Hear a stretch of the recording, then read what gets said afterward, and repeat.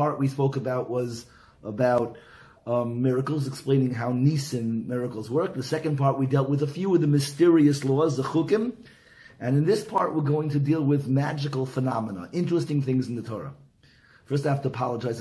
My voice is a little hoarse. I just married off my first child, my oldest child, my daughter, Bracha, last night. We had a Corona wedding, but limited, but it was still, the joy and the pride wasn't limited, and I'm very proud. And my new son-in-law, Yehuda, Bracha and Yehuda, you should build an eternal home in the Jewish people. You should be a source of nachas, and these generations of loyal, upstanding Torah Jews and experience the nachas of the Jewish people. So I'm just sharing this with you because when you learn Torah with somebody, we're family. That's how it works. And there's no bonding like the bonding of Torah. So my life is your life. So thank you for being here. And this is part of the simcha during the 7 days of feasting after. Let's feast on some Torah today. Actually, the halacha is, I was throwing in, the halacha is that you have to have 3 meals on Shabbos, right? But the third meal, it says that learning Torah is considered a feast. So you don't have to actually, if you can't find food. So in Corona, it's a little hard to have parties. So we can feast on Torah. This is considered a wedding feast. So let's have a little wedding feast here. So what are we going to do? Okay, we're going to talk about. There's so many things. There's so many cool stuff in the Torah. There's a Mishnah in Avos, Ethics of the Fathers, that lists all the magical items. God created the world in 6 days, and He rested on the Shabbos. And the Mishnah says, well, the Mishnah is a fact before the Mishnah is that there's a space in between the week and Shabbos, meaning Friday night after the sun sets, the week is over. But the stars, it's twilight in between. The stars haven't come out yet, so Shabbos doesn't technically really begin until the stars come out. So that space in between the sun setting and the stars coming out is called Bein Hashmashos, between the luminaries. And the time between the luminaries is a mystical time. It's a special time. But the Mishnah is dealing with it in the following sense: is that if God created the world in 6 days and He rested on the Shabbos, what happened during the intermediate time?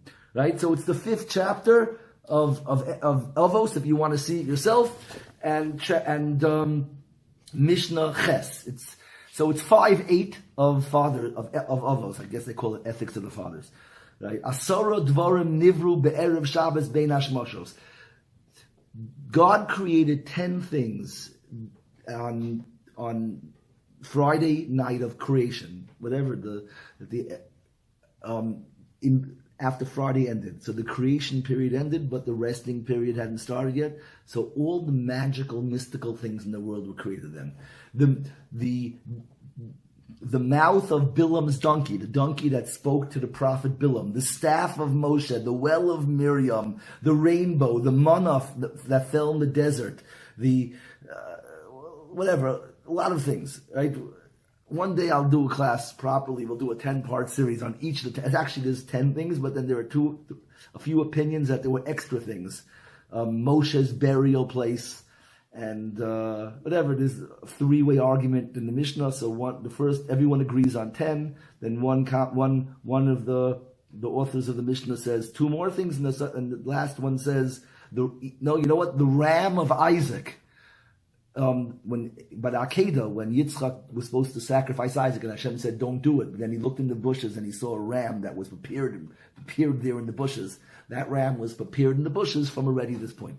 Fascinating stuff. It deserves a class on each of the 10 things. Torah is cool. We can't do everything in one day, but I'm going to try and focus on a few of them together. If you want to know exactly what I'm doing in advance, we'll see. I don't know where we're going to go. It's just going to talk, stream of consciousness stuff about Torah, but I'm going to try and, I need to give a little direction. I'm going to try and focus on like the staff is very pervasive. Moshe with his staff, and Aaron's staff, and the staff turning to a snake and eating pharaohs. So many stories of the staff, and I want to deal with the staff, and I want to deal with Bilam's donkey. Talking donkeys, maybe we'll talk about, and since the staff turns into a snake, we'll talk about talking animals, talking donkeys, talking snakes. In the Garden of Eden, there's a talking snake.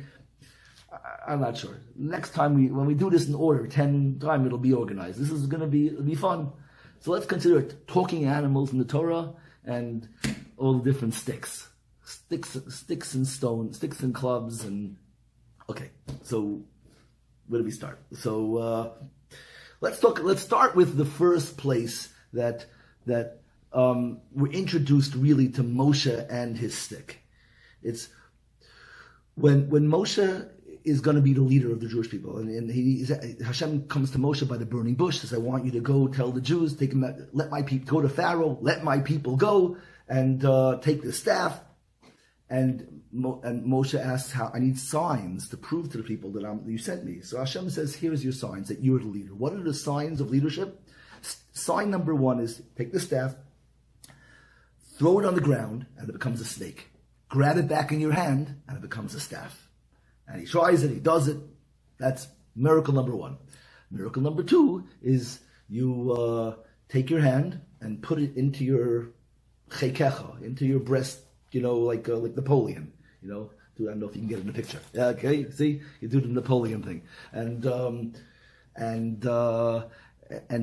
Moshe does that and pulls it out, and it's white with leprosy, right? Saras is on his hand. His hand turns white, and then Hashem says, "Okay, put it back in," and he puts it back into his chest, and it turns back into a regular flesh, and healthy.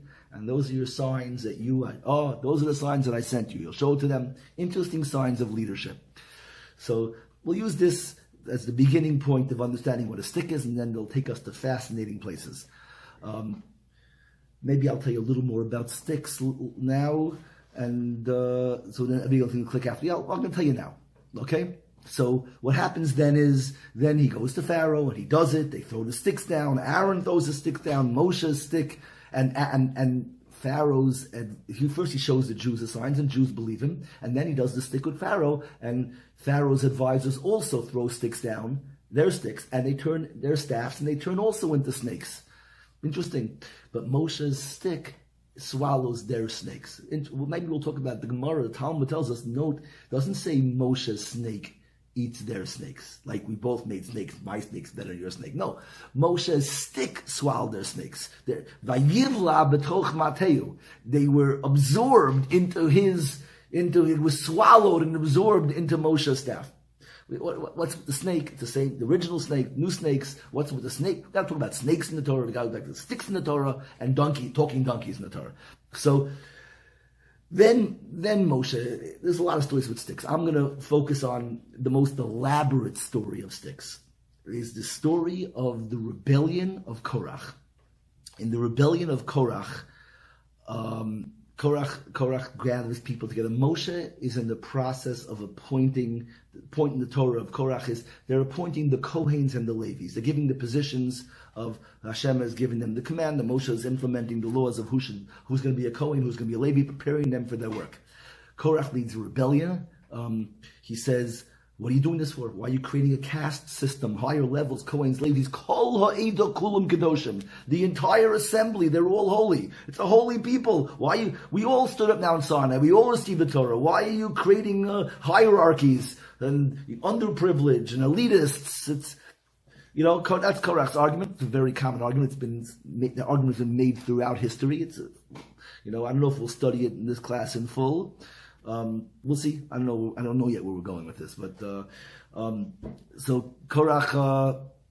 So this is what happened, right? So Korach rebels, and all the people, they're very. It's interesting. They're very in tune with Korach's argument. The people are intrigued. They say that's a really cool argument. Moshe gets so angry. Moshe says, he tells Hashem, God, this is a crazy rebellion. The ground has to, not only does the guy have to die, if he dies like a regular person, it's not good enough. The ground has to open up and swallow him whole. And that's exactly what happens. The ground opens up and swallows him whole. Korach goes in and he dies. And the people, you see, this is a really cool miracle, because Moshe called it. It's not like something happened. He said, this is what should happen. Right? Like Babe Ruth hit many home runs in his life. The most famous home run is the one, he's 715, whatever. But the most famous one is one home run where he pointed into the stands, and then he went and he hit it right there.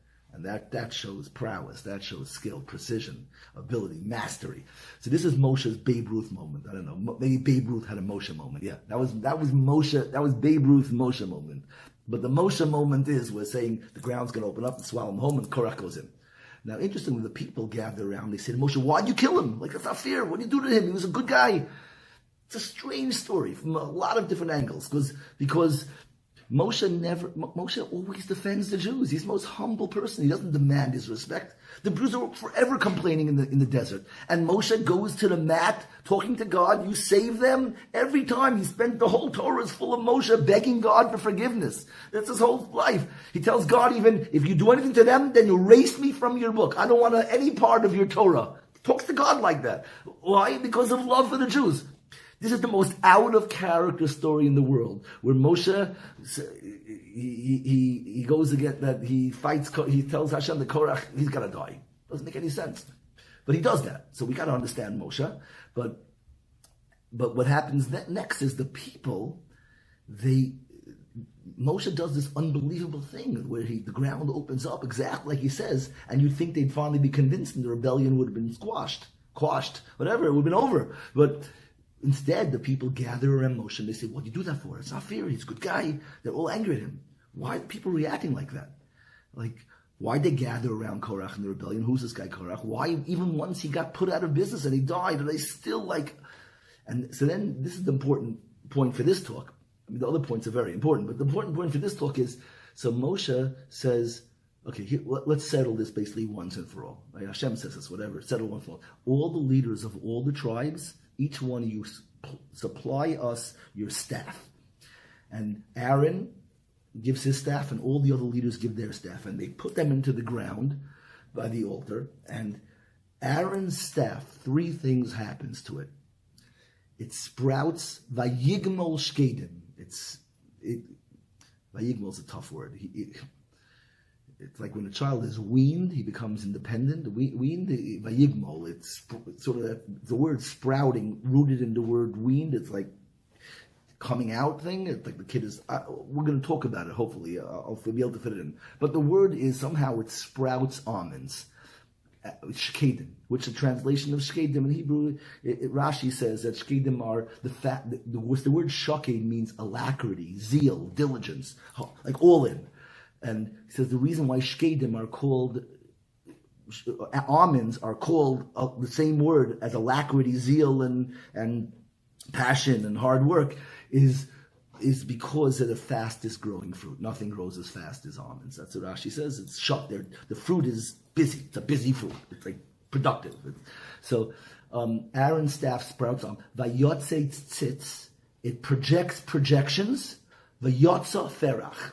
It flowers. Flowers come out of it, projections come out of it, and almonds come out of it. 3 things happens to Aaron's dead wood stick, and nothing happened to the other sticks. And now everyone sees that and they go, "Oh, now we get it. Moshe, you're right. Aaron, you're right. Forget, we're sorry we ever did this." Korach leads a rebellion. Everyone's on the side. Not everybody, but they're all sympathetic to his cause. And Moshe even punishes him. They don't buy, it doesn't work. They're still upset. And now this is the breakthrough? What's with the stick? And the stick does 3 things. Perhaps we're going to analyze these things. We're going to get insight into the stick. The magical sticks of the Torah. Okay, I guess that's all we'll say now for the overview, because everything's going to click in the end. But all right, so maybe say one more thing. Just an important thing to know about sticks is that we have primarily 3 words for the sticks in the Torah. There's a shevet, an amata, and a makel. It's interesting, the word shevet, those who speak a little Hebrew know that a shevet is a stick and a tribe. The Shvatim, the 12 Shvatim. The Shvatim would be sticks and tribes. And the same thing with Mata. A Mata is a stick, but it also means a tribe. Mata Levi, Mata Yehuda, right? Mata, the Torah calls in this week's parsha, right? Because when they're traveling, they travel by Shvatim and the Golim and Matais. So it's interesting. It's an interesting pattern that, and even the word Makel is a stick. The other word for the group is called the Kahal, right? B'makhelois. So there's only difference is a hey in the word, but it's virtually the same word. A makhelois, the assemblies, and a makel is a staff. So this is, we have to understand the correlation between these groups, tribes, and sticks, and staffs. And, okay. let's go further. So we're going to start at the beginning of sticks. What is a stick? What's a staff? The idea of you hold the stick, what is it? It's a symbol, but what does it symbolize? Like the king's scepters, there's many images of leadership holding. It's not that you necessarily need something to support you. At least, I don't know, in the world, at least in Torah, here's what sticks represent. It's, who am I? Let's ask the question, who are we? In previous classes I've talked about, and if you haven't heard me, a big theme I speak about is the Torah wants you to live. God created the world. The goal isn't to erase yourself and to become ascetic. The goal is to be all that Hashem wanted you to be. That's our job. Our job is to occupy the piece of real estate. I'm the piece of real estate that God gave me in the world. We were all given a piece of reality, and God wants you to fully actualize yourself, and that's your job. And the good inclination and the bad inclination are the two voices in your mind. Your dreams are the good voice. The Yetzer Tov, the good inclination, is your dreams. It's to be, to become who you could be. And the evil inclination, when we're kids, we picture this little red guy on the shoulder. But the grown-up understanding is the little white guy on the shoulder is your dreams, and the little red guy is your fears.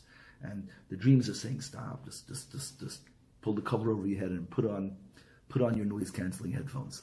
And the dream inside of you is saying, get up early and let's go get busy. Okay, so a stick is like this. If I had to define who I am, I don't want to leave any of my personality on the table. I want to be all that I could be. So of course it means, first it means being healthy and strong and being able to do all you could be. Not to not take care of yourself so you become incapacitated, or if not incapacitated, you're not performing at your optimum. To be the optimum you have to be unlimited. You have to be as healthy and as strong as you could be. But that's the simple stage. More significant as far as being all that you could be than physically is the motions you can accomplish as human beings. I'm not an ox that's here to plow. I'm primarily here for deeper things. So more important, although I have to be physically full, because that's part of me. I can't leave any of me on the table, so I have to be physically full. But more importantly, I have to be emotionally full. I have to be able to be loving and considerate, and I can't be weighed down by insecurities and fears and shame. I have to be able to be vibrant and be deep and sensitive and caring, develop myself. And then, more than that, even the highest level is intellectually. You have to be able to be smart and wise and insightful. And the greatest things is to figure stuff out and make sense out of the universe, to experience the beauty of the world. I have to be all that I could be. But here's where it gets interesting, is that let's say you perfect your heart, your mind, and your body. That's very small. There are things in the world that allow you leverage to accomplish things you can never imagine. What you can do on your own is nature. You can do nature. That's within your reach. If you want to do miracles, miracles are things you never imagine. You know how you do miracles? You need a stick. The stick creates wonders. You know why? A stick is the extension of you. You know what this stick is? You have a stick. The stick is your assets that are not the natural things that superficially you would include. A tribe and a stick is the same thing, because the tribe is your community. And when you learn to work within a larger group, then you accomplish things that no individual can. You don't have to invent everything. You don't have to be the farmer and the salesman and the delivery guy. Different people do different things, and we work together. If you could figure out how to make a machine, a company, a corporation, you can conquer the world. You don't get to the moon. You don't by going to the gym, or even by going to a library. It takes huge teams and efforts. A person holds a staff means that I have the ability to extend my reach. The staff is the extension of your reach. The things that allow you to extend your reach are wealth, money. Money is an unbelievable tool. You know what you can do with investments, and you can build, and your family is more important, and your community and your nations and your tribes.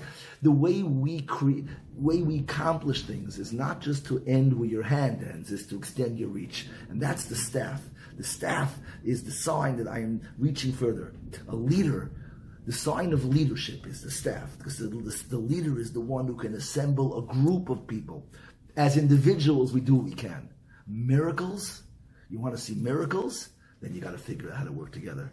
And that you have to extend what separates my small life and the large things. You can show someone what he could have built, what could have been. The guy says it's impossible, and then you explain to him, like you show a guy, I don't know, you show you show somebody a spaceship, and you go like, you built this, you were supposed to build this, and I goes, me, and you show this is what you were capable of. You could have been the guy who dreamed of this and knocked on doors and inspired people and created a team, and you lobby Congress for funding, and you create a groundswell of support, and then they allocate funding, and then you build the thing, and yeah, that was you.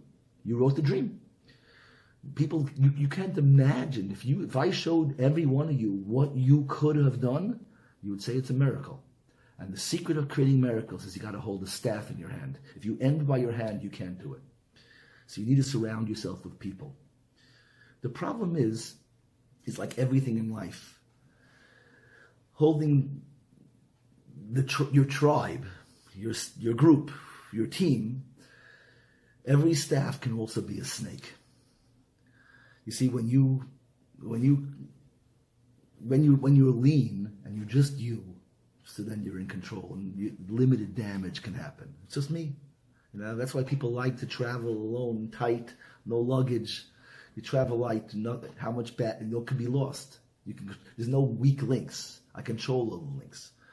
But when a company expands too far, then it loses control. It's good to have a staff, but you have to figure out how to control the staff. The sign of leadership is that when you hold it in your hand, when you control and you're responsible, and you have all your resources under responsible leadership, firm in your grip, then it's a staff. Then you can change the world. But when you assemble a team and you let it out of your hand, and you don't take control, and you're not responsible, if a company doesn't have right leadership, if the country doesn't have the right leadership, then the staff turns into a snake. It has no shape. And now it's not just that it doesn't do things, it devours, it becomes dangerous. The sign, unbelievable what Hashem is giving Moshe. This is the Torah's guidance. There's two signs. These aren't magical signs to prove you're a leader. It's if you can assimilate these ideas, then you can be the leader. You come to the Jews with meaning Moshe says, how am I going to show them I'm a leader? So Hashem says, you take the staff in your hand, let it go with the snake. So lesson number one is, what does that mean? Hashem is saying, you come, yes, you do the actual sign, but the deeper thing, you can't just do the motions, you have to embody that. You have to come to them to show them that you're responsible. When they believe you, that you can hold the staff in your hand, then they'll trust you that you're productive and they'll follow you. But if they say that we can't put him in control, he's selfish, he's lazy, he's going to wake up, the company's going to go to pot, and it's going to come, then the snake won't be in his hand, and they won't accept you. But the other lesson I'm not going to focus on now because it's not the snake, but I'm going to say it because but sometimes you can become too controlling. Hashem says, sign number one is of a leader is you have to be able to hold the stick in your hand. But don't hold your cards too close to your chest. Don't be too controlling. The second sign is if you put your hand in your breast pocket, in your thing, like Napoleon, means what's the symbol of that? Is you're too controlling. You're not willing to take your hand out. Then it will develop teras. It will eat itself up. You have to allow people to be themselves. And you take your hand out of the chest, it becomes a healthy flesh again. Leadership is the dance between these two things. The ability to expand yourself, but the ability to hold the expanded self firmly in control, to husband your resources. But if you don't, it becomes a snake. But if you control it too tough, and you're too harsh, and you're too rigid, you'll squash them, and it'll eat itself up. Inter-rivalries in the office and people looking for credit. If you allow for the creativity, everyone can express themselves. If it's too controlled, it'll eat itself. It'll squash itself. They'll silence voices. It's not this talk, okay? But Moshe's sign is, most leadership is those two things. You want to prove to them you're a leader, you have to know both things. You have to know how to be responsible and control, hold the staff in your hand, but at the same time, you have to know how to give people room.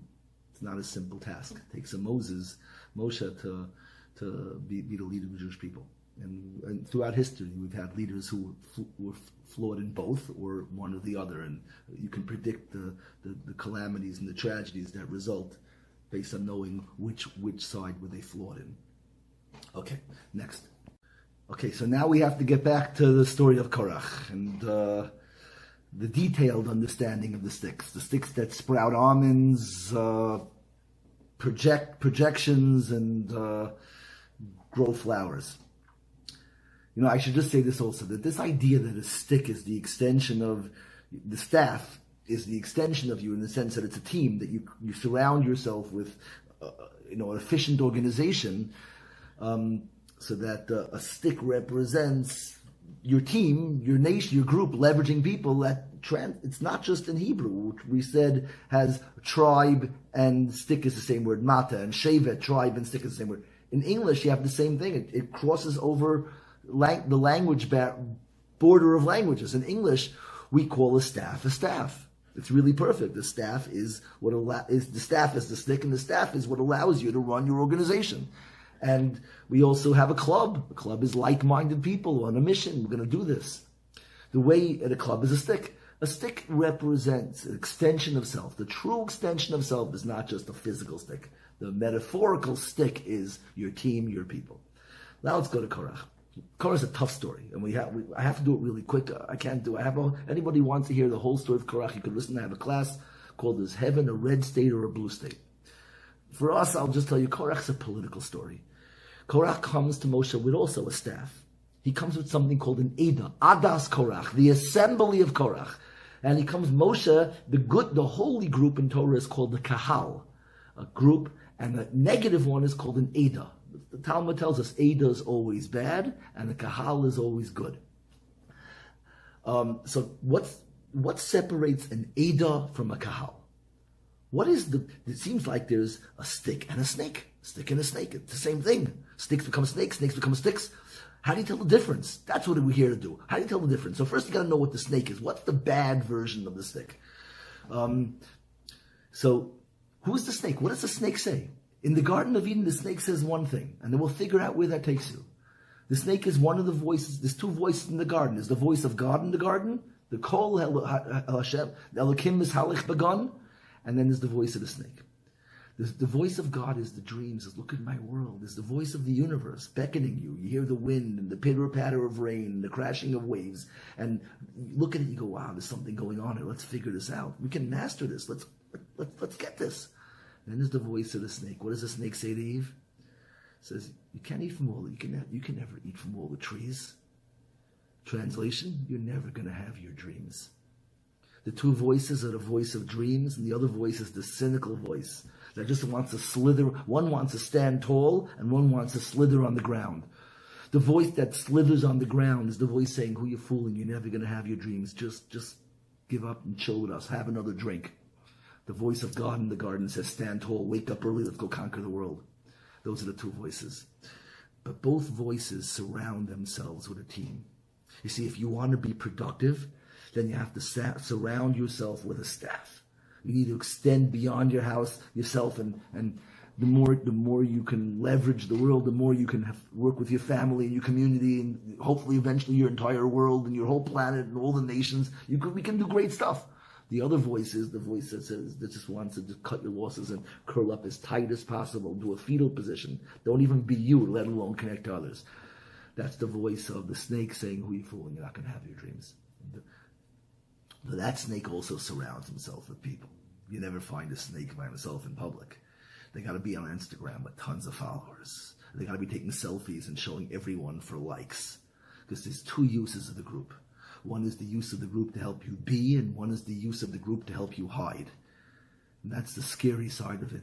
That's the Ada, the group that wants to hide. And it's like an echo chamber. It's henchmen, whatever I say, you laugh, you pat me on the back. Yes, boss. Oh, you're the smartest guy, boss. Or, oh, you can drink like no one else. And, you get your little posse and your crew, and they all tell you, you're the man. Oh, you're the greatest. and we can sit there measuring our successes by the pathetic achievements and who can hold the most alcohol, who can hang out in college with the most girls. Terrible life, but they support each other. You go to certain fraternities. I live on college. I spent a lot of time teaching on college campuses, and you really get a look at that the group, the idea of Adas Korat. People can surround themselves with a group of people that validates very poor choices. And that's our culture now. There's a selfie culture, like me, fame and popularity. It's a validation, an alternative validation. So there's two types of groups. There's the productive group, which is called the staff, and then there's the group which looks like a staff, but it really doesn't have any backbone. It's not about doing, it's about validating my non-doing. It's my party friends, and that group, their skill is sneering and snickering and rolling their eyes at all productivity. We know, we've met both groups. So now I want to show you how that's the story of Korach. Korach is a story of one group against another. But it's very difficult to see. And everyone gathers around Korach. They don't see through him. They fall for Korach. Korach comes and he says magical words that people have been saying for thousands of years. Here's the words that Korach says. Moshe's pointing Kohanim and Levim. He's appointing all the roles of the Jewish people. And Korach says, sounds great. He says, Kol Eida Kulm Kedoshim. Everyone's holy. We all stood at Mount Sinai. We all left Egypt. Why are you pointing all these people? Lama tisnasu al kal Hashem. Why are you raising up people and making a caste system and a hierarchy and elitist? You capitalist, what you are. Let everyone be the same. So Korach sounds like a utopian communist. And don't get me wrong. People love that. Everyone goes through that stage. The people gather around Korach. Look what he said. They turned to mush. He said equality. Everyone loves equality. Imagine a world that you didn't go through a stage like that. We all went through a stage. Hopefully we go through that stage. It's a healthy thing to go through when you're young. When you're young, is imagine a world where everyone's equal and there's no jealousy and no competition. Hopefully you grow out of it, You go to yeshiva, they teach you very fast that work and accomplishment is great. College takes a little bit longer. But eventually, by the time you're working, everyone learns that, we'll see what's wrong with it. I'm going to show you, that's the Korach story. So Korach, everyone falls for Korach. They think that Korach is saying such noble things. Kol Eidim Kul Doshim. Everyone's holy. Wow, equality and no. We're all going to be the same. There won't be competition. There won't be jealousy. Wonderful. But Moshe's not buying it. Moshe is the loving Moshe who loves everybody. He goes to war against Korach. Says, God, make the ground open up. One of the 10 things. The mouth of the earth. It opens up and swallows Korach. What's going on? Why does the mouth of the earth have to swallow Korach? Isn't Korach just... What's wrong with him? He's just a dreamer? Actually, when he dies and the ground opens up, the people are still angry at Moshe. It didn't even work. Why? Didn't Moshe just prove his case? The ground opened up. God made a miracle? No, because even today when we speak about communism, we do it. Everyone all of a sudden gets so soft and sentimental. We don't say evil. We say evil for Nazis. Communism is... naive, it's not practical, doesn't really work, but we all have this little mushy spot for it because it sounds so appealing on so many levels. So it's very important that people understand what's wrong, because in the Torah it's exactly happening today. It's the same relevance. Torah are eternal lessons. Korach comes and says we're all equal, and everyone turns to mush. And Moshe, he dies, and it's not good enough. Moshe needs to take all the staffs. Okay, here's what we're going to do. Everyone take their stick, put it in the ground, and then we'll see who's right. And somehow this proves who's right. What's going on? So here's the story of Korah. Equality is a wonderful word, sort of, but it's not so holy all the time. Look at the word equality. There's 2 ways to create equality. You can create equality by raising people up, giving people things and wiping the tears off their eyes. People are here and people are here. There's 2 ways to create equality. One way is to raise up the disadvantaged, and the other way is to knock down the people on top. They both create equality. One guy is loving. He's trying to help everybody. The other guy just wants to wipe the smile off the face. The guy who wants to create, both say equality. The guy who says equality means pick everybody up. That guy's holy. He's loving. That's Abraham. The first Jew, that's what he was driven by. But there's another guy who says equality too. And what's his goal? No one should have anything. We're not going to have our dreams. You come down. And both the group of the dreamers who's trying to raise everybody up. Let's make a life for the world. Let's create and become productive. And then there's the other group. The other group is there just to help everybody hide from dreams. And the enemy of the second group of Korach is all the people who are walking around happy. Who do you think you are? Let me show you what the word is. How did Moshe know that Korach was a faker? How did Moshe know that Korach wasn't driven by the beauty of the world, by picking people up? He said the right thing. He said everyone's holy. He said equality. But you can't tell from the word equality where the guy's going to the next sentence. If Korach was a loving person and he wanted holy equality, raise up. Unholy equality is everyone should have zero. If Korach was holy equality, what would his next sentence be? You're pointing Kohanim and Leviim, Kohanes and Levis. Everyone's holy. What should he have said?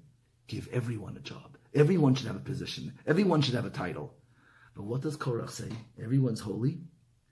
Only Moshe hears this. Lama tisnasu al kal Hashem. Why have you raised yourself over the assembly of God? What drives Korach is not the ability to pick them up. He says, you come down. His cure for disparity is no one should have anything. And that's the definition of evil. Can you imagine? The holiest people in the world, let's give everyone a life. And the most evil people, no one should have anything. They use the same word equality. And throughout history, people don't know this. They hear the word equality, they turn to mush, just like they did in the desert. And they didn't know that it was the Korach's group, and not Moshe, and not the productive staff, because only Moshe was perceptive enough.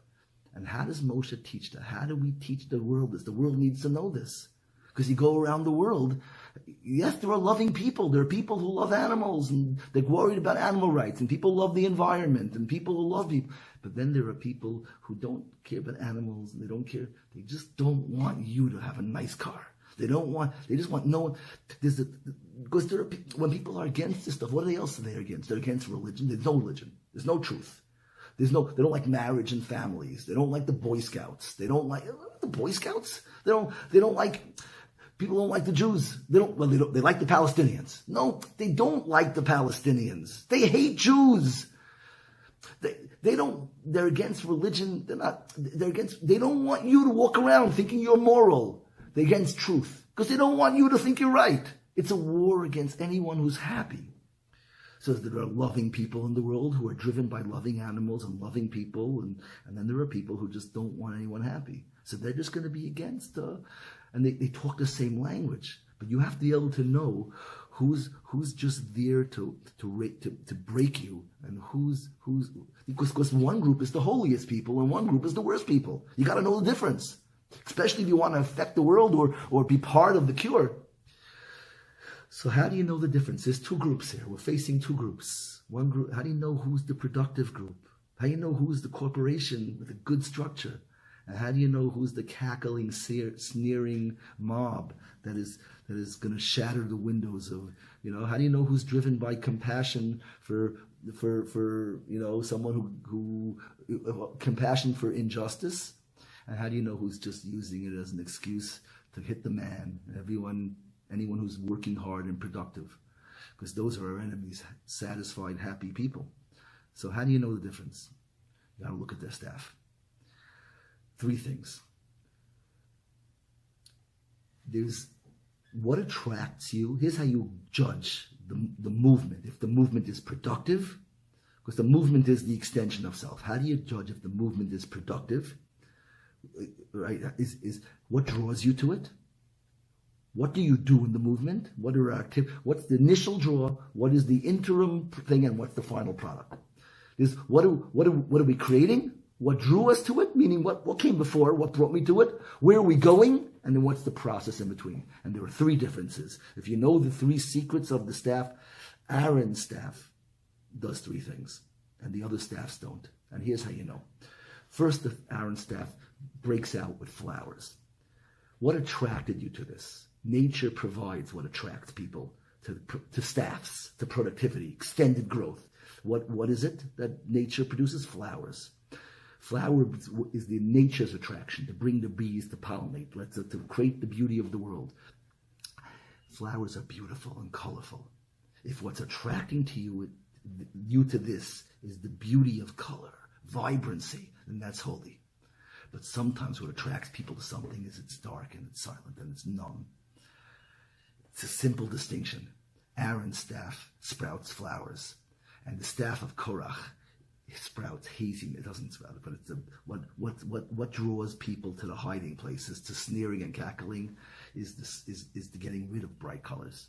When children are healthy and they're young, before they heard the voice of the snake that you can't do it, they love bright colors.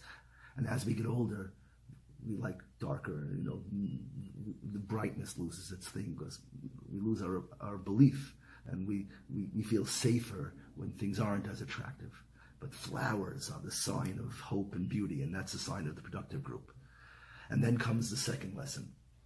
Right, so that's darkness versus, it's like colorlessness. I remember I spent a long time, one year, 1991, the Soviet Union, when everything was falling apart. I opened the yeshiva in Vilna, in Lithuania, in 1991. I was a kid, I was in the yeshiva, but all my memories of the Eastern Bloc country, I traveled around there. It's strange. All my memories are in black and white. Like, there's no color. It's such a weird thing. I should talk to a shrink. But there's no color in my memories. It's fascinating. It's colorless. And the countries are colorless because it's about equality, but not about productive. It's getting rid of the dreams. It's a world without dreams. And okay, whatever. You can't spend too much time on any one point. The next thing is the goal. The goal is that Aaron's staff, Vayigmol Shkedim, it was weaned. It was so weird. I mentioned at the beginning, Vayigmol is when a child no longer nurses, it's called weaned. Shkedim is almonds, they're zealous. Because that's the goal of productivity.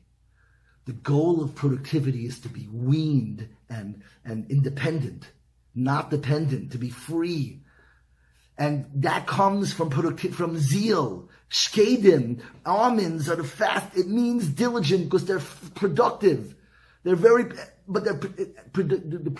success of productivity comes from the desire to be independent. The staff of Korach is about being dependent. I want to be taken care of. I want a free ride. It's two opposites. We're attracted by different things, color versus the beauty of the appeal of the darkness. To go to the club, loud, noisy, drowning out, and I want to be carried and taken. I don't want to be independent. I want to be carried. You take care of me. And the third thing is in the middle. Vayotze tzitz. It sprouts. It projects projections. The goal of the staff of Aaron reaches out.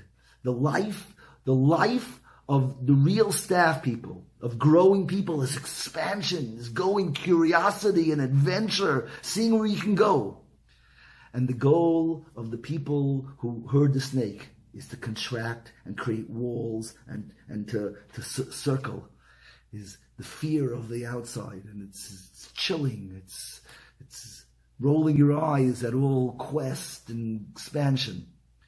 They sound so similar, equality versus equality, but it's different in every side of the coin. Are you attracted to it because if it's vibrant beauty, you're attracted to it because it's colorlessness and it's safe, it's dark. People, like they always say, people go to clubs today not because they want to be happy, because every year they get darker and louder. It's a place to hide from your real dreams. Little children love flowers. Adults like dark clubs. And then children love expanding and going, and adults just want to be in a hammock. Again, not all adults. Some people are. So hopefully we are being productive, but we know the hammock people. And but our goal is to project, to reach out beyond yourself and always be in movement, like Aaron Steph. And finally, the weaned almonds. What a weird phrase, but independence. One group wants to be independent, and one group wants to be dependent. This is the lessons of the stick. So in summation of this part, if you want to see miracles, right, you can live a very lean life and just live your life and it's safe, there's no risk. Or you can take a risk and expand and get a staff. And then you live a staff of people who want to see flowers and want to project and want to be weaned, then you'll see miracles. You'll see miracles. And let me tell you one last step. One last step is all the other people who surrounded themselves around the cackling, sneering people who make fun of all the productive people, you're knocking everything about us. The snakes who have no background and want to slither. If you do your job right, and you expand, and your eyes are full of light, and you're excited by flowers and projecting, your stick will swallow their snakes. It'll assimilate their snakes. They'll join us. We have a responsibility. The only way, yes, half the world, maybe more than half, has given up. Parts of the world, almost everyone has given up in certain cultures. Colleges, everyone's chillers. It's rare to find dreamers. Children, that's where the majority of people are dreamers, until 8 years old. But it's our responsibility. If we lived with more joy and we were vibrant and truly productive and exuding the joy then we'd give them hope. The snakes, they would find their way, and we would absorb, the staff would absorb them, and we become stronger because they have great abilities. They should be part of the team of the world. The world needs all of its people to see the magic. The wonders will come when we're all working. So the staff of Aaron has to swallow all those snakes, has to assimilate them, and the staff grows, and the miracles that come out of the staff grow. But we have to give them the hope by living our life better. We're responsible. Where they are now, they're not capable of getting themselves out of it. All right. Let's go to a little bit about Pinchas, about Balaam. Balaam is a prophet. God allows there to be a prophet, an evil prophet. It's the most ironic thing. I wish we could talk about it all day. But prophecy comes from purity. When someone is totally holy, so they see things with ultimate clarity. Your eyes like wide open. You see things as it is. As you get involved with compromises and shameful things, you start to squint at the world. You lose your eyesight. You don't see it like you used to. When we get blind from these sins, it means that shame causes you to squint and distort things. Only children, pure children, live vibrantly, or pure adults, those that are still pure. In the Hasidic Svarim, it talks about, guarding your eyes and being holy and pure, not doing anything shameful. That's the game changer. Then you dance in the garden. The secret of life is purity. Purity allows you to dream, because children are pure and they dream. We can be as vibrant as children if we're dreaming. But somehow there's a guy who's a prophet from darkness, a guy who lives in the evil. And that's the image the Torah wants you to have. He's going to curse the Jews, riding his donkey. You see, the hiding place, donkey, what is the Hebrew word for donkey? Chamor. Chamor really means materialism and physicality. It is all the lowest parts of the world. And instead of purity and being holy, and that's how you call it prophet, Balaam wants to ride his donkey. He's involved in every degrading, every human depravity. The Torah says that the donkey talks to him and says, I'm the donkey that you've been riding on all these years. And it refers to it not as a chamor, but as an asain. An asain is a female donkey, because the donkey was saying that we have a history.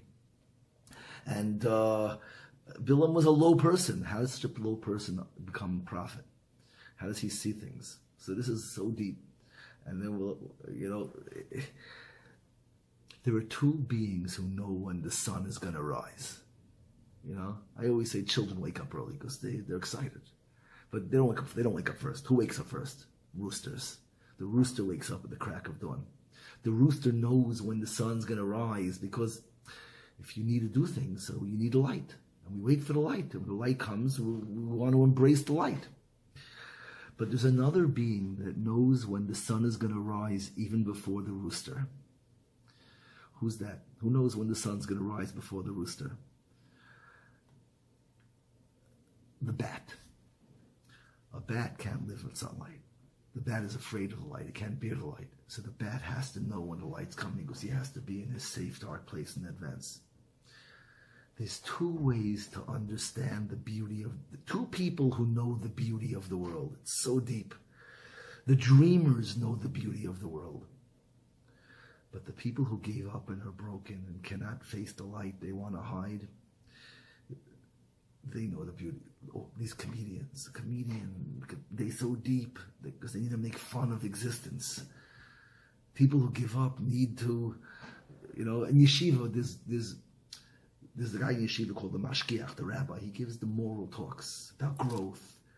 So the good guys in yeshiva, they can tell when the Mashgiach is going to get up to give an ethical talk, a shmooze they call it.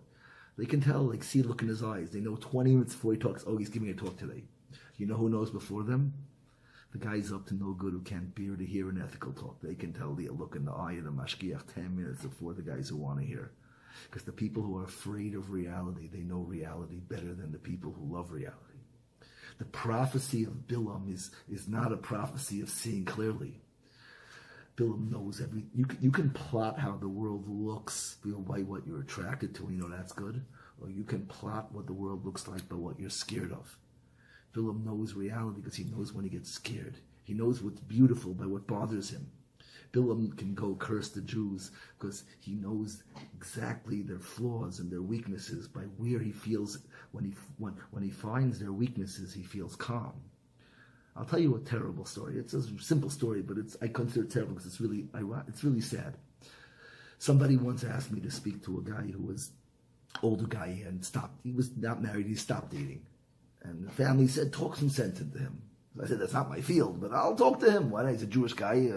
We'll do whatever it takes to make Jews happy. So I go to meet with the guy, smart guy, sweetheart, but he just gives me all the cliches. This is what people do, all those lines justifying his life. I don't know if he even meant it, but he's saying, all of his married friends are miserable. The girls just want rich guys, all about money.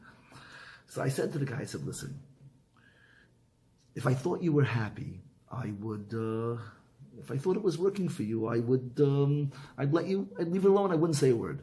But it can't really be working for you.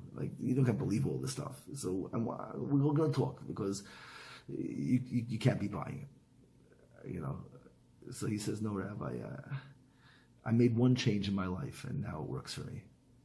I said, what's the change? It sounds good. Look at me here. You found a way to live with giving up your dreams. We should share it. A lot of people can use that drug.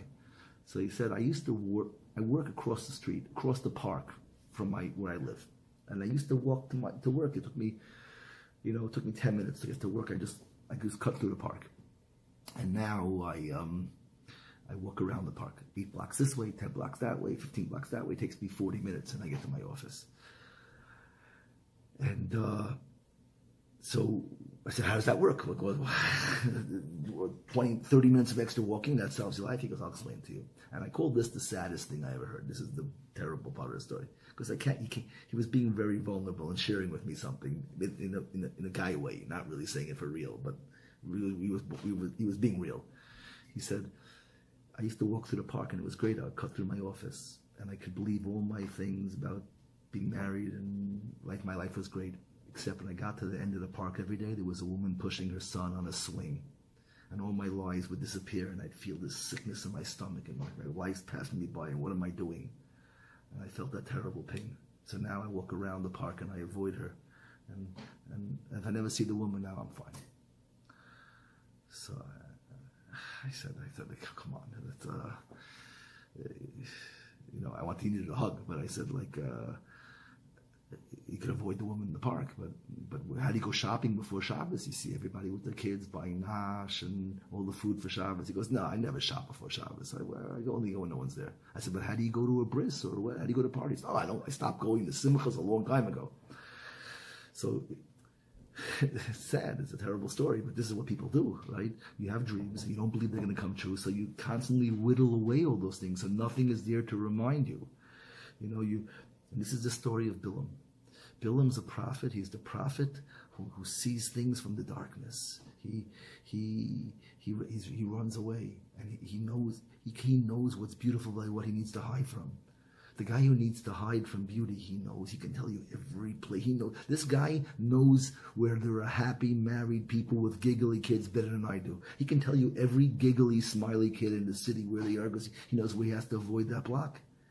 He knows people who are hiding. They know every smiley, every beautiful thing. They know, they like prophets, better than prophets, like bats who understand light. Balaam is very powerful. He can go look at the Jewish people, and he can tell them, here's how you get them. From this spot, I see this view, I feel fine. That must be corrupt. This is their weakness. I can find someone's weakness by what doesn't hurt me, what doesn't scare me. This is my path to my office, nothing scary. It means I found the most meaningless path in the world where there's nothing inspiring. The problem is that life gets tighter and tighter. Balaam is riding to curse the Jews, riding his physical life, living in all the dark places, riding physicality, living in all the dark places, avoiding all the places of light and beauty. And it says the path is getting smaller and smaller and smaller, and it's tight, and it's starting to, the donkey keeps on riding, and his legs getting crushed against the wall. What does that mean? That means that when you're hiding from the world, the path keeps on tightening because you get sensitive and you see everything beautiful. Now you can't go to restaurants. Now you can't go to parties. Now you can't even go shopping Thursday night. You can't walk to your office. And then you get to the office. You can't sit near that guy because his desk has pictures of his kids. And you can't go in the coffee room because this person's kvetching about how she woke up 8 times last night for a crying baby. The path of hiding gets smaller and tighter and tighter. And your legs, what the body is your dream. The legs are what runs away. You're running. It gets crushed against the wall. Your walls that are trying to block out all the things. Your tightened little room. Whatever. There's more to the story. I can't go through every detail, but it's beautiful. It's beautiful. It's terrible, but it's beautiful in its depth. The story of Balaam trying to find the dark place in the Jews that they could attack, riding his donkey, his path through life of depravity that allows him to know the truth through his cynicism, riding his donkey. And then it says he gets to the point where he can't go anymore. And he's hitting the donkey for blocking his path. Hitting the donkey. And then the donkey says, "What are you doing to me?" The donkey talks. This is the irony of Balaam. The irony of Balaam is the Torah is giving you the metaphor of what he's doing. The prophecy of the donkey. There's prophecy of the donkey is the lowest thing in the world. The donkey, it's an ass, right? It's a donkey. And it talks. What does that mean? That's what you're doing, Balaam. You're talking the deepest truth from the darkest place. You're a donkey talking. It's the caricature of what he is. There's two people who talk truth. The holiest of the holy and the lowest of the low. You are the donkey talking. Look at yourself. You're so angry at your donkey. This is you. The donkey. Your whole life is this. But then it says it gets to the point where the donkey can't go anymore. And there's nowhere to turn. Everyone hits that spot where there's no hiding place. At that point, Balaam sees the prophet himself. He sees the angel himself. He sees an angel standing in front of the donkey with a sword, and he understands why the donkey was what the problem was. At that moment, Balaam becomes a real prophet because he reached the end. It's a long schmooze. I don't want to open a can of worms now. But Balaam hits the bottom. This is Balaam. He's hitting his donkey, and then when he gets to the point, there's 2 paths to truth. There's 2 paths to light. You can walk into light, or you can walk so far into the dark and hide so much that you keep on hiding and become so that there's no one left to hide. You're so hit, you're so running away that every single thing is a threat to you. You know, there are people who are hiding, and they can't even go to the parties they used to go to because those parties are too vanilla. So when they started, that party was their escape, and now the place that they were escaping to is now too real because they don't go far enough. And Balaam is the story of riding the donkey, talking the knowledge. There's a lot of wisdom in the donkey. The smartest people that I know are in yeshiva, rabbis, and cynics, people who have done crazy stuff. Their insights. The bat and the rooster know more about the world than anyone else. Torah is telling us we have prophets and they have prophets. The bat is a wise thing, but the bat has no life. And but the journey back to recover from hiding is a very long trip, especially when you travel that far. This is the gift of Hashem is that, no, there's a shortcut. Is that when there's nowhere left to go, then look what happens. You can't hide anymore. But you have all the wisdom of your hiding. Balaam knows everything, but now he can't hide. You turn the lights on. Now he's facing the light with all of his wisdom. He can talk to God. He sees this little person sees the angel of God. It's a very powerful lesson for all of us. All of our hidings can lead, you can get to God in both directions. It's such a can of worms. But you can get to God by climbing the ladder or going so low down to the bottom rung. And you become an expert of the world. You know all the hiding places and all the darkness. But then you see the angel of God when there's nowhere left to go and you can't hide anymore. All right, it's a long class already. I want to accomplish much more. We're going to do a series on all the 10 things properly. And we sort of touched the death of Bilah, of Korach, the opening of the earth, the staff, the sticks, and the mouth of the donkey. At least the metaphor of what it is. All right. We should all we should all leverage everything around us and see miracles in our lives. We gotta be bigger than ourselves, and definitely don't stop breaking windows of people's lives. Don't shatter the glass. That's not productive. That doesn't mean that we don't have to pick up people who are disadvantaged. We have to be Avraham and not Korach. Raise people up and don't knock anyone down. It's unbelievable how current the Torah is. The problem is they sell us in the media and the world, they sell us one package. It's both. No, it's not both. It's two opposing views for mankind. Are you gonna pick up the people and knock them down? There's never been anyone who's done both because they're two opposite personalities. Loving people pick up, and people who have given up and live in darkness need to go curse the Jews, need to go hurt them because their existence is causing me pain. Our existence causes people pain. And it's sad, but our goal is to assimilate the snake into our staff. Is not to allow them to wipe the smile off our faces, not to let them break us, but we have to inspire them. Project Inspire. Oh, that's why I did all this. Our job is to give all the people who gave up hope that they too can become productive, rather than let the people who gave up make us ashamed of our excitement and our hope and that we should join them. Let's assimilate the snake into our staffs. All right, stop listening to the donkey and start